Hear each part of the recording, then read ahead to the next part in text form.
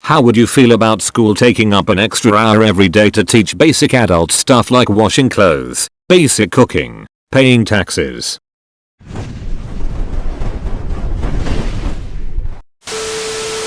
My rural ass school did this in the zeros: home ec, sewing, taxes, cooking, woodworking, etc. Could even get into metalworking, accounting, quilting, pottery, etc. if you wanted to. My school did the same. I was a good student, but at that age you just don't realize the valuable information they're giving you. You kept the information long enough to pass the tests, and then you went and got alcohol poisoning in a field while your parents thought you were at a movie with Nicole and Becky. My home ec class had groups of 3 students try to make one pot of spaghetti, and every single group's spaghetti was inedible in different ways, and it made me afraid to try cooking again. We did that, but with cookies and biscuits. We learned how using too much of this or too little of that would affect a recipe. If you learn those things, you can make cookies and go, I want them to be more chewy, and know exactly what to start adjusting. This is kind of the basis for home ec, the main subjects I teach, as it is these days in Australia. It's moved towards solution-based problem solving. Students learn about how ingredients interact with one another under different conditions. They learn about nutrition. They learn about technology in food, ranging from how UHT works to GMOs to drones in agriculture, about ethics in the food industry, food security, marketing, sustainability, etc. It's a huge subject. In their last couple of years they can choose to do a subject that is focused on cooking in the hospitality industry, but they can also choose more academic subjects around food and or health, so up until then we cover all the stuff they need to know and be capable of doing to go either way. Kids fresh into high school start super basic and make a couple of very easy things with the real purpose of teaching them to be safe, work both independently and with others, write and follow a plan based on a recipe, and clean up properly. It's also when we start teaching them why they need to use brown versus white sugar and keep eggs out of the fridge for baking, etc. At my school it's mandatory in their first year, and after that they can choose. Edit, since everyone is asking about the eggs. If you have room temperature butter and then add cold eggs, the fat in your butter is going to be unhappy and get cold. If you've ever creamed butter and sugar together only for it to go lumpy once you add eggs, it's probably because the eggs were too cold.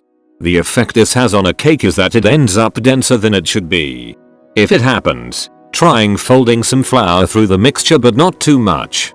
If the recipe says the butter is room temperature, your eggs probably should be too. Oh, believe me, that's still what all the other teachers and students think about this subject. Our subject is like a nice little secret we share with the students who decide to give it a chance. I find it's a good opportunity for students who aren't so academically inclined to realize they're actually capable of the literacy and numeracy and problem solving skills they need in other subjects, because we kind of trick them into all this theory work by making it about food, and then all the application of that theory gets a practical project that results in food for them to eat. My middle school food classes had us start with how to interpret basic recipes, like difference between a TBSP and TSP, and nutrition, so by the time we hit high school the foods teacher got us to have Iron Chef competitions where we would have access to her pantry groceries and have to make an entree featuring a particular ingredient.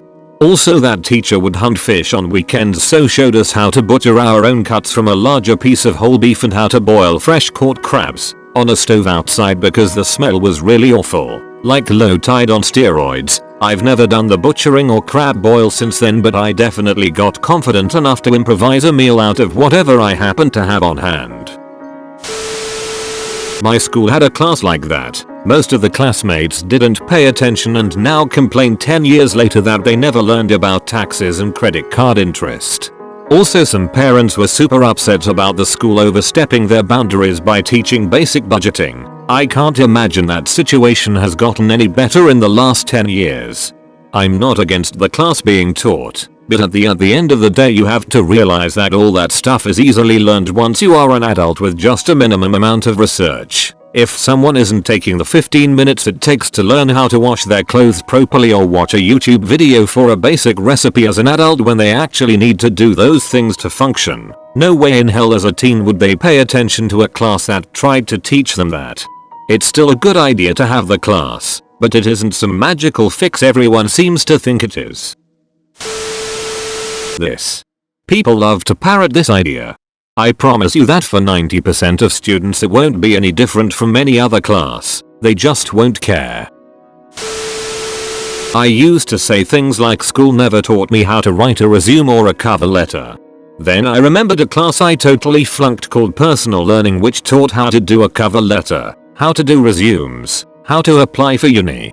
Shot myself in the foot there. I'd be opposed to the extra hour, but not the activities. School was already an 8-hour-a-day thing. Pushing it up to 9 hours means it actually becomes longer than a full-time job. And that's before you get to homework and shit like that. If anything, the school day should be shorter. Or keep it 8 hours in the building, but leave 2 or 3 of those for students to work on homework with a teacher around when they need help, guidance, or just for them to socialize in a somewhat structured way. Expecting teens to maintain any level of engagement and discipline for 8 hours straight is psychotic. It's a system built by nerds and sadists. But school is just too long, he spoke, for all us tiny younger folk, whose lives are hard enough ahead for years to come, and that's a joke. With just a little time, he said, an extra hour or 2 in bed, we'd all be sweet and starry-eyed, and well prepared to work instead. And though his words were justified, his teacher sadly so replied, just wait until you're old, he sighed. Just wait until you're old, he sighed. Schools have these already and the kids in them don't care. It's not immediately relevant to their lives, so they don't pay attention.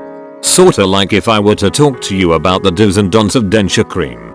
You say, hey, I'll figure it out later when I need to know it, and stop paying attention.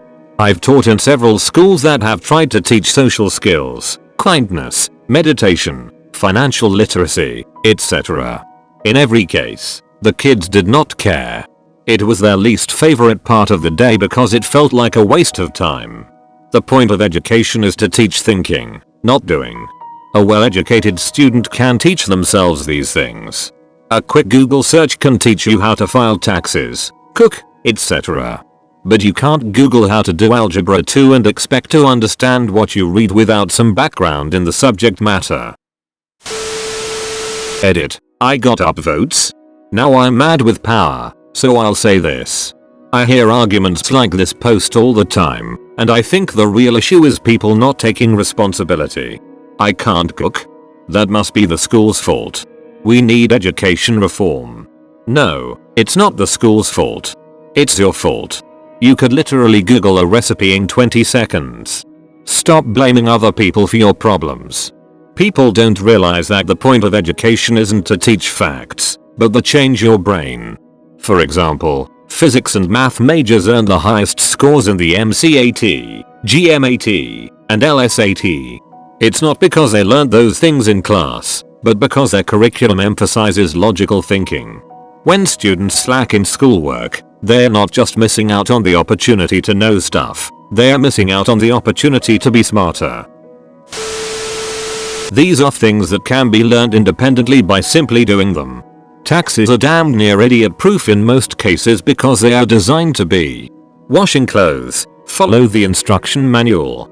Cooking, watch YouTube, follow a recipe. What these all have in common is that you need a solid grasp on numeracy and literacy. These are things that must be explicitly taught. These are the core skills that underpin almost everything. People who complain about not being taught how to do their taxes tend to have shitty numeracy skills. People who struggle to fill out a form tend to have shitty literacy. Can't read instructions? Literacy issue. You can make education as practical as possible, but the fact is, many don't want to learn until it's too late. I say this as a teacher. We really do a lot to make education as relevant to real world needs as possible, but there is not getting around the fact that a person must learn to be fluent in both reading and writing, as well as be able to think mathematically to cope in the real world. The rest of what we do is for the purpose of teaching you how to learn effectively, how to think in different ways, how to adapt to unfamiliar challenges, and how to deal with abstract ideas. We don't teach the model of the atom because you need to know where the electrons go.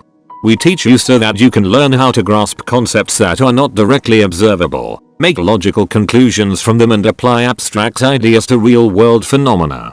The actual topics are just vehicles for these skills. This used to be called home ec and most schools had it. Then boomers did away with it because it cost too much. Now they make fun of young people for not knowing things they would have learned in home ec. In my high school, home ec was for girls and all the guys took wood shop. I'd spent a few hours a weekend helping my dad build stuff since I was little, and I decided I'd rather hang out with girls for an hour than build a birdhouse or something. Best decision ever. We made cakes, learned how to negotiate rent, and sewed clothing. It wasn't exactly academically challenging, but it was a lot of fun. No regrets at all on that one. This is all stuff anyone would be able to get info online or ask somebody at home. Hey, mom, how do you write a check? Boil an egg? Change a tire? Get your prescriptions filled? It boggles the mind that kids would be willing to sit their ass in a chair at school for hours to passively listen to this, while adulting simply means that you take the time to look it up yourself and learn on your own. Since you are adulting, you get to decide how much time you want to spend on any of these things. Learning to cook does not mean you have to become a chef. It just means you can feed yourself reasonably nutritious food that you enjoy eating. You can go all out and learn to bake a fancy quiche if you enjoy it, or just learn to fry a couple of eggs in 2 minutes. You decide, and have the power over how you want to feed yourself. It's okay if you don't want to learn to do your taxes, although if you only have one job and don't have properties or business, it can be so straightforward that it's probably worth learning to do on your own in a couple of hours. There's no need to buy a sewing machine to alter your clothes unless you think you would enjoy it as a permanent hobby, but anyone can spend a couple of dollars on a cheap sewing kit and look up how to sew a button, because it only takes a few minutes and it does come in handy. Totally fine to wait until your button falls off. There are no prescribed items you must know to be an adult. You just have to do the best you can with what you have, and that often means learning something new on your own when needed, and you get to decide how to do it. Well, my kids learned that at home. I did not learn anything at home but taught myself. I didn't have much education either due to neglect. I needed to learn, and for the most part if you can read instructions then you can do it. Today there is YouTube and such as well. I'm not sure why people can't do laundry or cook if they can read. I'm thinking also, my kids all took home economics, sewing, etc, so isn't it already there? So my first thought is it would be a really boring class for some that don't need it but an easy credit and helpful for those that do. An extra hour of their time every day adds up though and not worth it if not needed. I'm also thinking since we moved to a different state the education here is shockingly terrible. We've been blown away at the lack of education and efforts to push kids through the system at all costs. My son came home laughing on his first day because tests here aren't actually tests. The teacher shares the answers when someone raises their hand. It's crazy. My daughter had an assignment on her third day here regarding a subject she had no knowledge of because she entered midterm and should have failed or had to redo it after studying because she only got a 56 on it. The teacher gave her a B+ with some story about knowing half of it anyway. That's not right. She doesn't learn the subject if she's being pushed through. Something needs to be done but I don't have any answers. I'm so concerned about kids growing up in this type of school system. They can barely read.